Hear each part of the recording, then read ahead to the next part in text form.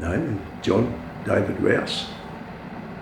I was born at a hospital in Canterbury. We were brought up on a farm in the Dandenongs. We loved it on the farm because in those days there were no restrictions. We'd get up in the morning and Mum and Dad would say, see you for lunch or see you for dinner tonight, and we just went out and explored and did everything. But we worked. We all had jobs to do in those days, mowing lawns and pruning and getting bulbs out of the ground because we were commercial flower growers.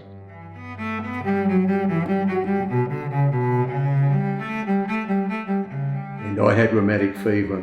I was 9. And it was pretty severe because in those days they didn't have antibiotics, and most people that had rheumatic fever would be dead by the time they were 35 or 40. It comes with extreme pain. For months and months I was wrapped in hot cotton wool every 4 hours, 24 hours a day for nearly 6 months, just for the pain. And I spent 3 months in the Children's Hospital and 8 months in an aftercare hospital. You were strapped into a bed, you weren't allowed to move because every time you moved you put pressure on your heart. It was scary, extremely scary, because you just didn't know what the end result was and you just weren't allowed to move.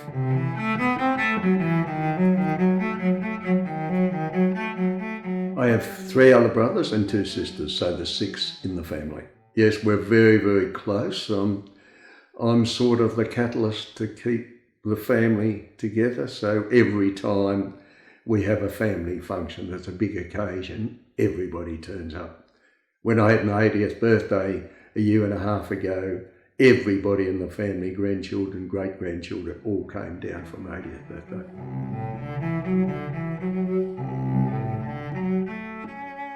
Loved school. That was a struggle early on in Form 1 and 2 because I'd missed so much school. Maths was just a terrible subject because I'd lost all the basics through so much time away from school. But I loved English. I loved the literature and loved English. I've always been passionate about the English language. It fascinates me. I love just hearing good people speak. That are really articulate and eloquent, and it's one of my passions actually, the way English is spoken by quality people. But I did art and those sort of history and all those other subjects, but maths I had to avoid. I just could never catch up with it. In those days, I've never had a swimming lesson or a coaching or anything like that. It was just all what you did yourself. But I loved school and very shy at first, but as I went through, I had a teacher who probably had the biggest effect on my life. His name was Bruce Tozer. There was something about me that he got interested in. He was the basis for my love of English literature. He was an avid reader and he put me onto all sorts of books to read, and also he knew innately I had some sport talent, but it had never been developed. And the sort of things he did, I loved cricket. Everybody played cricket in the country. My whole body after rheumatic fever had totally atrophied. I didn't have one muscle that was working, particularly with like sports like cricket with a bowling action. He would dig a furrow in the ground 20 or 30 metres long, just so that it would force my legs to go straight, my feet would go straight. And he'd do all sorts of things like that. He was a man ahead of his time. And when I ran a lot of distance running, 800s, 400s and everything, he was my coach. And he was better than Franz Stamfel was, the man who coached Roger Bannister for the 4-minute mile, to beat the 4-minute mile. He was far ahead of him in his thinking and what he did. And we've been lifelong friends. He's now turned 90 and we still keep in touch every couple of weeks.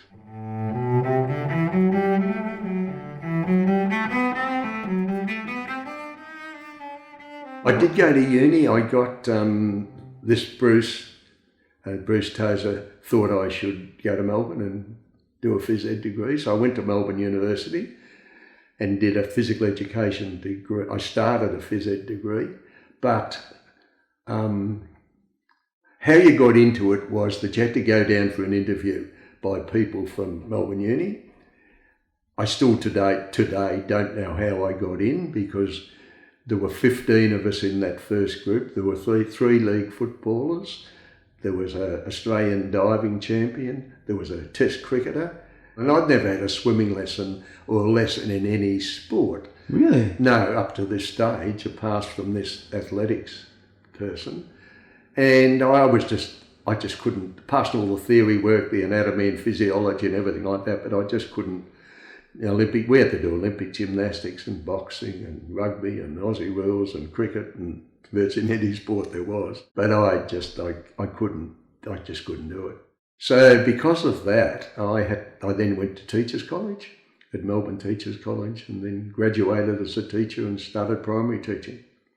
I went back years later and completed the phys ed qualifications.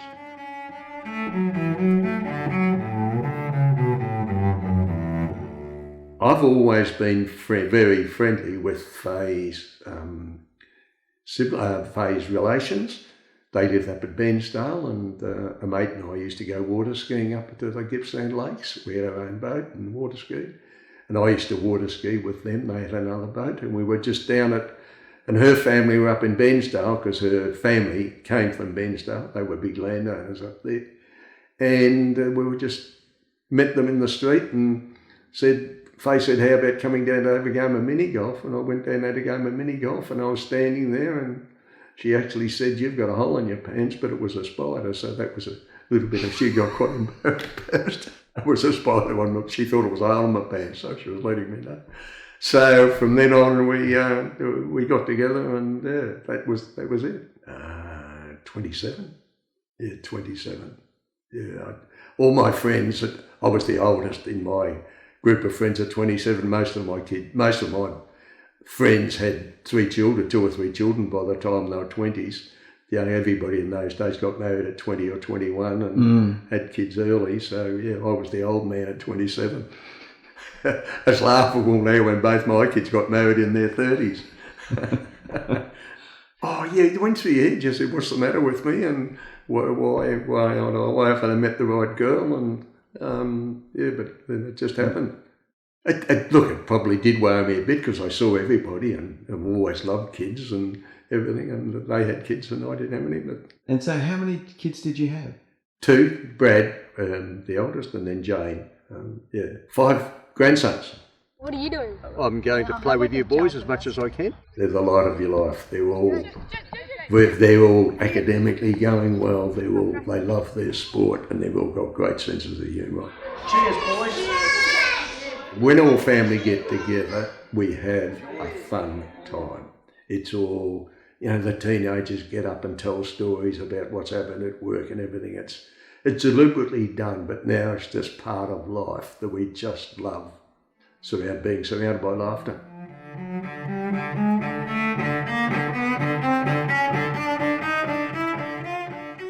She's taught me resilience in many ways, because when she was a teenager, she was 17, she had a papilloma on her foot. And the specialist she went to see burnt it out, and it just was totally the wrong treatment. And so she had to do a graft. She had to have her foot grafted onto her thigh. She was in hospital for months and months. And now on the bottom of the foot, she's got a round circle of flesh. That's the soft flesh from her thigh. It's really changed her life, but she very rarely complains about it and all. And it's been a lifelong thing with her. She's very much involved with family. She's got a huge circle of friends. She will go out to lunch nearly every day if she had the opportunity with different groups of friends. She's a very social person. She's probably taught me to be a lot more social. Because of huge commitment to family, I'm not as social, perhaps, as much as she is. Some people can't believe that because I give the impression of being social, but I can have days where I don't have to have any contact with people. I just like my own space. And she's got a great sense of humour. She appreciates life, and She's always the last to leave any party, any wedding we've been to, any engagement party, she's always the last to leave. I remember one night we went to her work situation. We went to a family at Beaumaris. And it was midnight, and I thought, I can't stand staying in this crowded situation anymore, so I went for a walk around Beaumaris for an hour and a half. I came back and she hadn't even missed me. So eventually we went home at about 2 o'clock, but she's a real social animal. When she gets out, she just loves it. Yeah.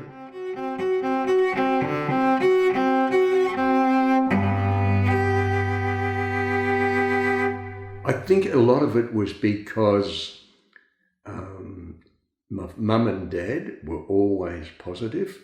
They never complained. I mean, if you were on a flower farm and you got flooded, they just got on with it. If they had a heat wave and destroyed all the flowers, they didn't complain, they just got on with it. They tried to remedy the situation, and it was just a positive attitude.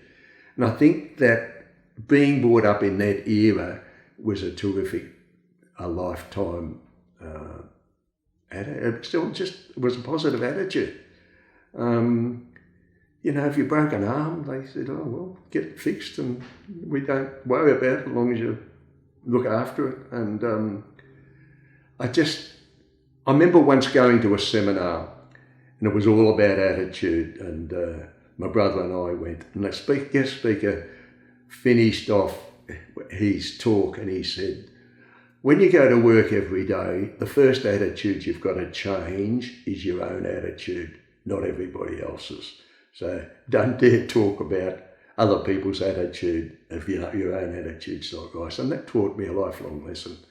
I've always tried to be positive and on top of things, even though underneath I mightn't feel it. I think it's pretty important. I think laughter is terribly important, and particularly in schools. I used to, when I was running the school, staff, if anybody had a birthday, we used to make a real feature of it, and things like that. It's just to lighten up the environment. And what makes you laugh, John? People. I love feeding off people, just with humour, telling stories, things that have happened. I don't think people often do it often enough about funny things that have happened in their lives that make other people laugh.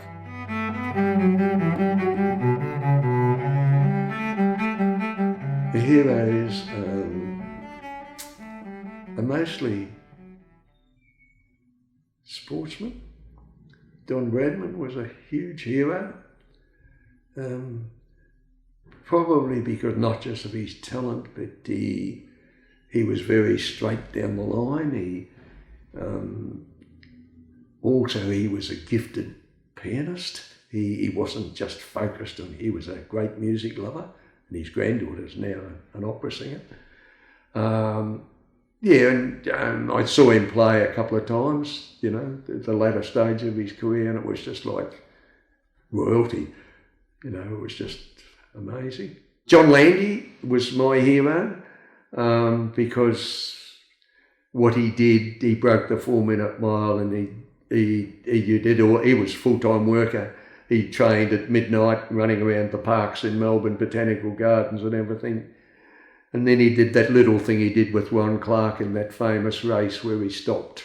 Ron Clark had fallen over and he ran back and picked him up and then ran on and ended up winning it in the mile in record time. Those sort of things stick in your mind. He was just he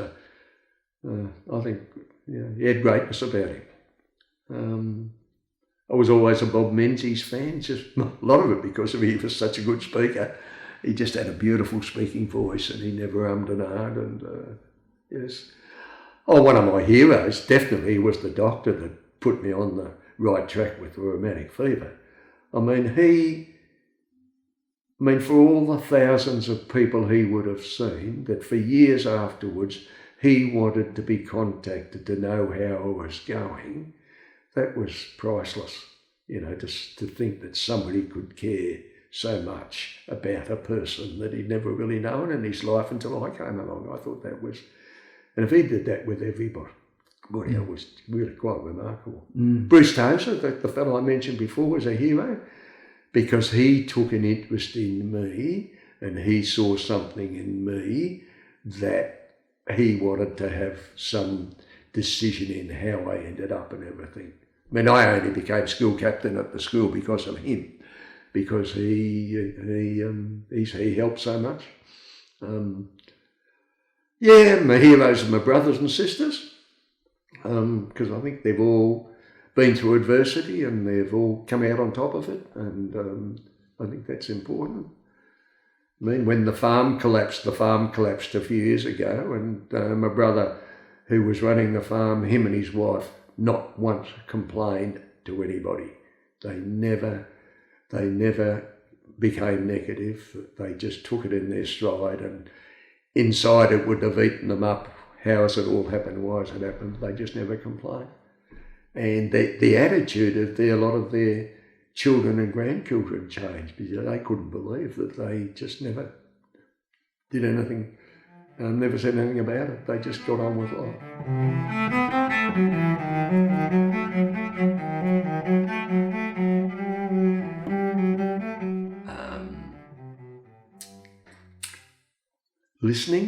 Listening to one another, just what talk about it. You know, if something's worried, don't bottle it up. I think that's pretty important. I think still live your own life, what your passions are, and still do those sort of things. You don't have to give everything up for your partner or vice versa. I think you've still got to be individuals. I think that's pretty important in marriages.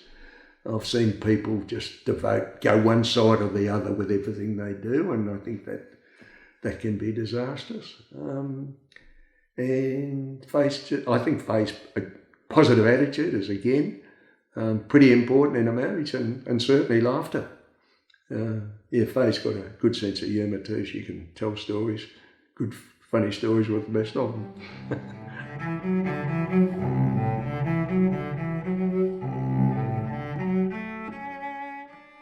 I never remember ever the children who became ducks of a school or anything, but I can always remember vividly the children that perhaps I've changed an attitude, that you gave them a love of learning, or they wanted to do something better or something. They're the children I get most, I really feel strongly about, that perhaps I've made an attitude change to their young lives.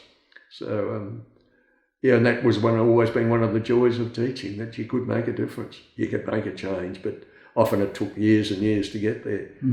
I remember a couple of years ago, I was up on the Gold Coast, and a young girl came, she's married with 3 kids, and she came running in on the beach, and she was, Mr. Rowse. And I'd forgotten completely who she was.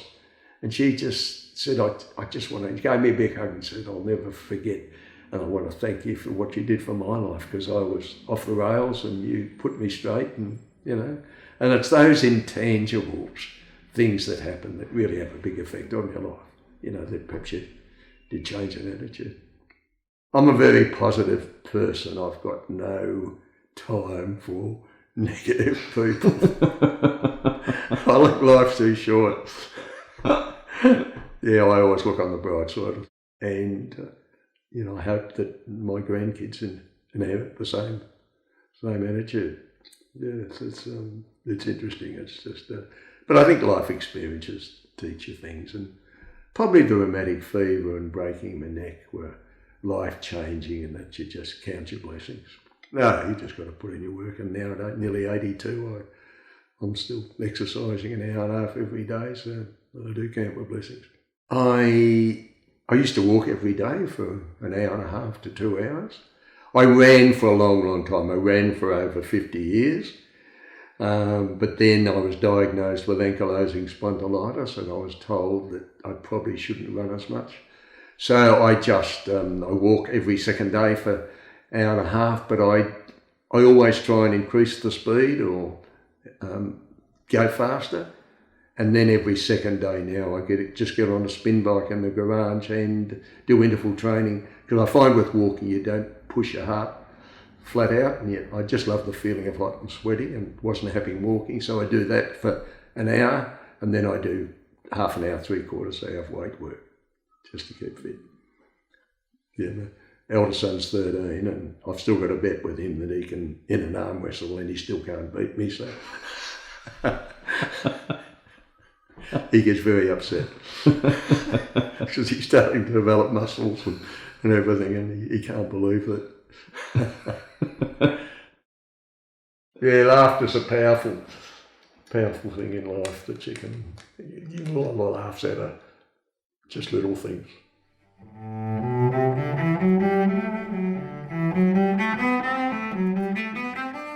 When I was in the aftercare hospital, for some reason they used to give us rice for every meal. We'd have rice for breakfast, rice for lunch, and rice for dinner.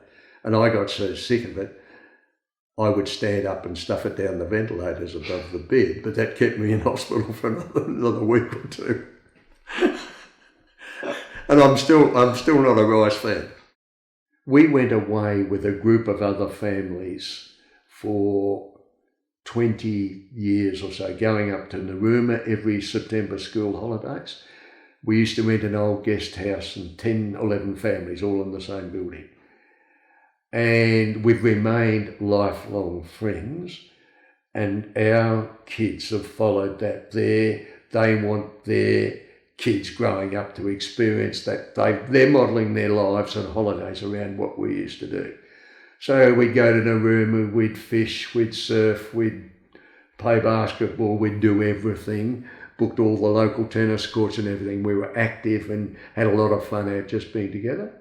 And then we used to go to Eden every Christmas holidays for 3 weeks, another 8 families, close family friends with their kids. So we've seen their kids grow up to adults, they're now parents, and they've got teenagers, and that was a special time in our lives. So Brad and Jane want to be able to be part of their lives. They love going away together. They want to go away with lots of friends. And that's why I get a real kick out of when I say to Jakey and Harry and Kai and Jackson and Luke, when they said, what do you want to do most? What's the best time of the year for you? And they said the family Christmas. It's really significant to them because they're part of a big family, and it's pretty special. And people come up to adults and teenagers come up to them and say, what are you doing, Jackson? How's school? What sports are you playing and all that sort of thing. And they interrelate, they now get up and do items and tell stories, and they just go around the circle and just for something funny that's happened, and it's all and confidence. All the family, all the kids have grown up in their young lives being involved with youth leadership courses through the church or through something. They go to school camps and they become youth leaders and everything. And every one of them has said, when they've gone for their first big job, it's been a key ingredient of whether they get the job or not. They go ask questions, what have you done with your teenage life? Like running school camps or helping in youth groups and everything, and it's all been quite significant. Yeah, and I think that's an important lesson for people. Yeah. And we had a big farm truck, and I backed the truck in, and I put all these boxes together of cereal, and I said, Brad, for your 21st, I've ordered enough cereal to last you for the rest of your life, and all these boxes in the back of the big truck of wheat mix and neutral grain and everything. Yeah, well, I can remember when I was teaching at a little school called Bonavista, and I was going with Faye at the time, and I came back. Faye is not an early bird. She likes to stay up all night, and I drove back to Warrigal late about 1 o'clock in the morning and got to school the next day, and at lunchtime I felt I was really tired, so we had a little platform we used to do our school concerts on, and I thought I'd have a sleep. Unfortunately, I stayed asleep, and the kids were looking through the window and they knew I was asleep, so they didn't wake me up. And the parents came to pick up the kids in the afternoon, and I was still asleep.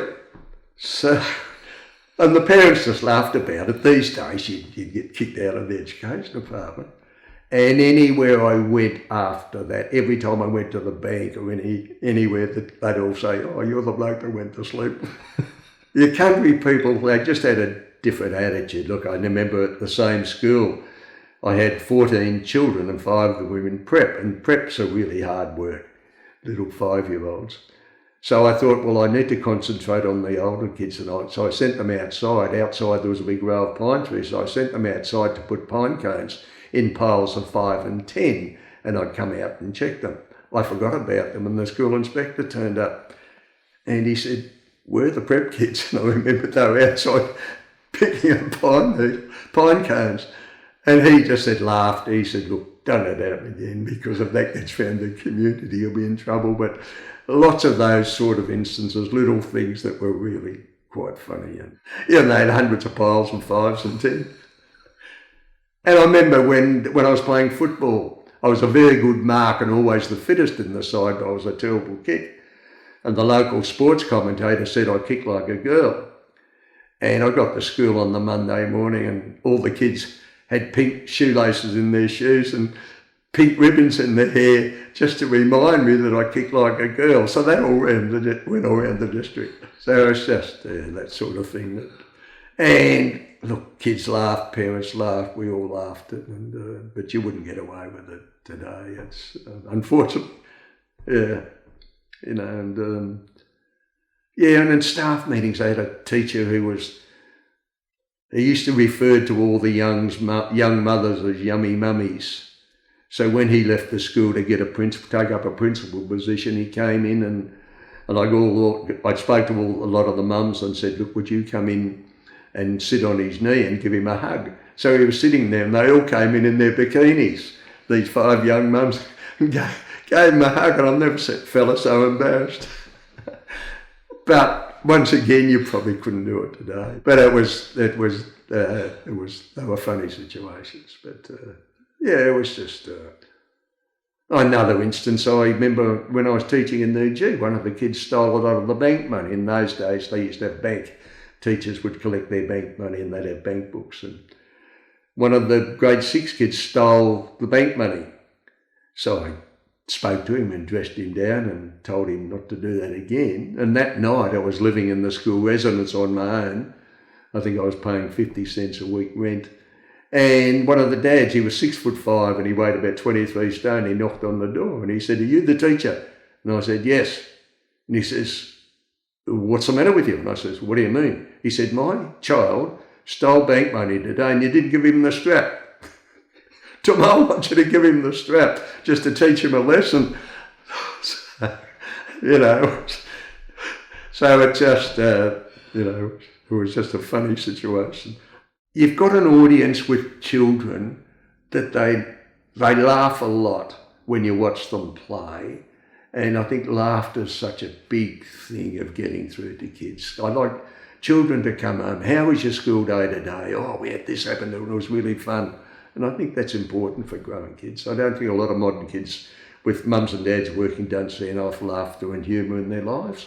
And I think and that's why I make a huge emphasis when we have family get-togethers that we have a lot of fun. Mm-hmm. Brad is typically, when he's getting Brad in front of people, he can have the wackiest sense of humour, and Jane also. They can remember the really funny things.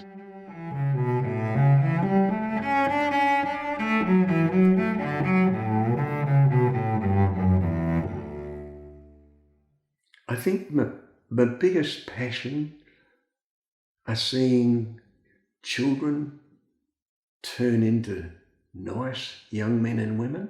The word nice is a hackneyed word these days, but I think it's fairly significant that children eventually become nice people, because I think it's pretty important. It's not bad to be nice and, courteous and friendly and talkative and those sort of attitudes.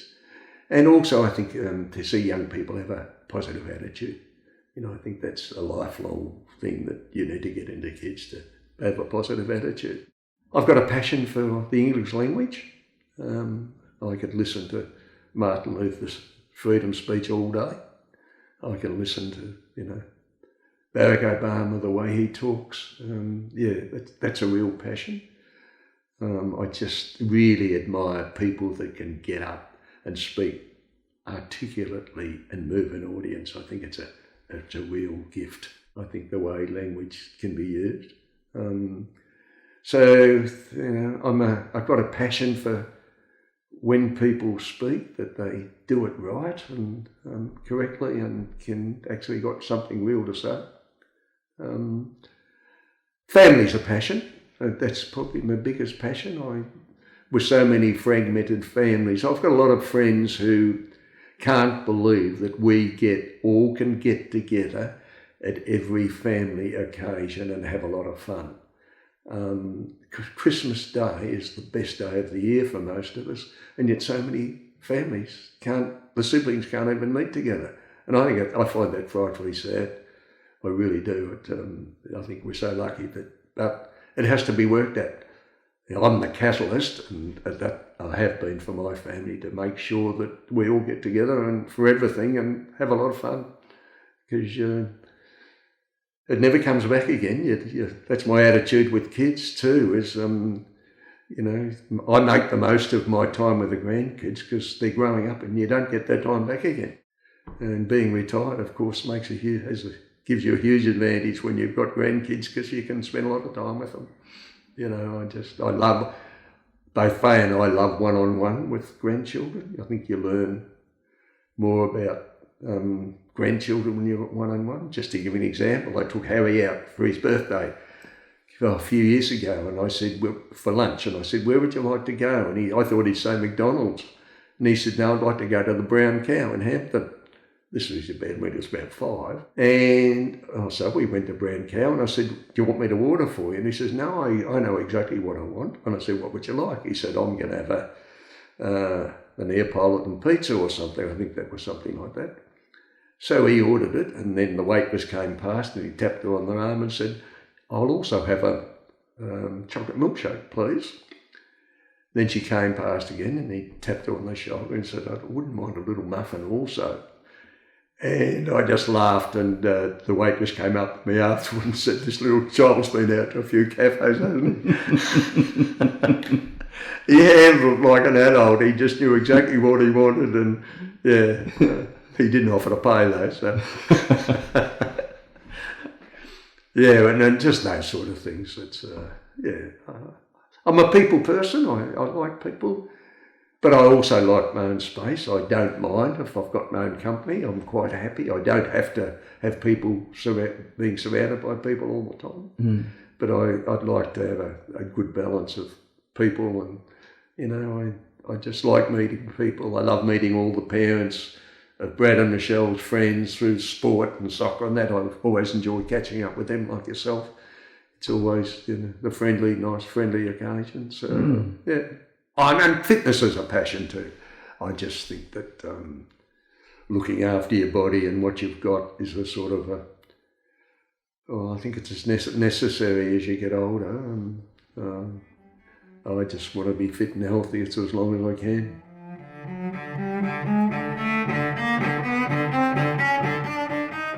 Yeah, I have some regrets. I regret that sometimes with my dad, I didn't go along with his philosophy about religion. But then again, I have to admire him for his tenacity. I didn't realise that, and that's something he really believed in. And afterwards I realised, well, that was his life, and he was fully entitled to it. It wasn't doing any harm to anybody. I regret that probably when he passed away, I hadn't sort of apologised that I'd, I hadn't kept in touch with him as I grew up as much as I should. It changed once we were married and settled and everything, but when I was at uni and that, we were just so busy studying and doing all the things kids do when you go to the city, and I didn't keep in touch as much as I should. I regret that I didn't know more about my parents' families, because my mum probably suffered from depression, but nobody ever knew about it.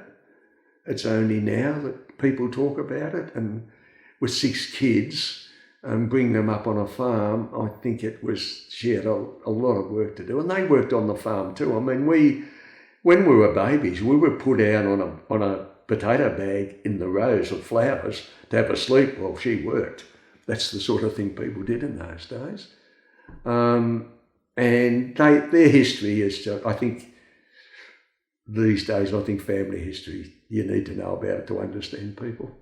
I think that's very, very important. You know, I've found out things about my mum and dad that I never knew about through other people.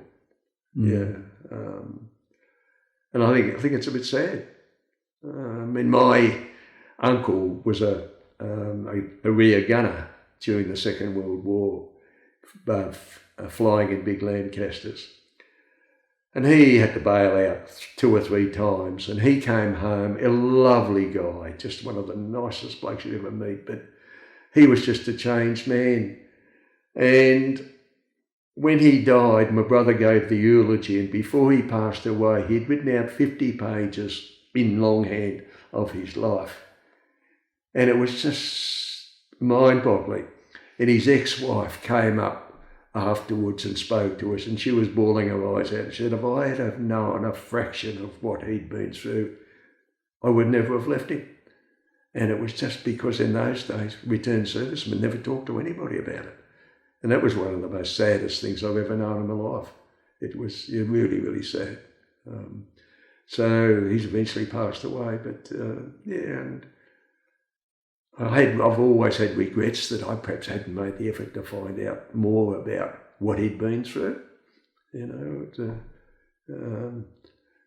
look, everybody's right to go. I regret things I've done in my life that perhaps I hadn't done more qualifications and do other degrees and everything, but I justify it by saying, well, I've always put so much in a teacher, I just haven't had time, because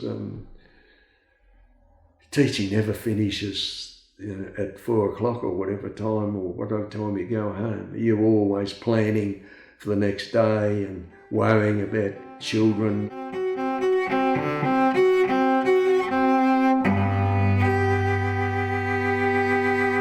Not many survived rheumatic fever. I just don't know what it was, but I was just determined to get on top of it. Everybody talks about resilience these days, but I really don't believe you know what resilience is about till you've been through adversity.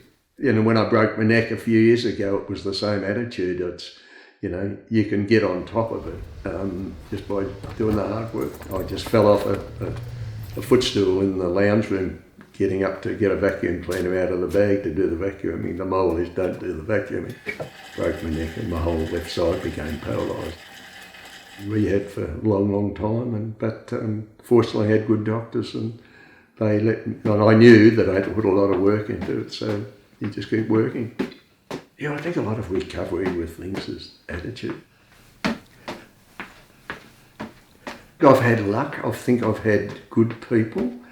Like this Professor Stokes, the man who came back from America on this new program that he'd been studying, that the best way to get on top of it is to exercise, but it has to be controlled. I'd go down to Melbourne every fortnight, and he would measure everything about your heart and everything, just looking were there any hiccups and that sort of thing. And he became a lifelong friend. And the fascinating thing about him, I had to keep in touch with him over the next 5 to 10 years because he just wanted to know how successful his program had been.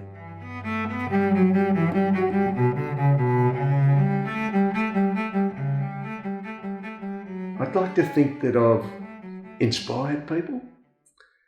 I hope that during my teaching career and with people and family that I've perhaps inspired people.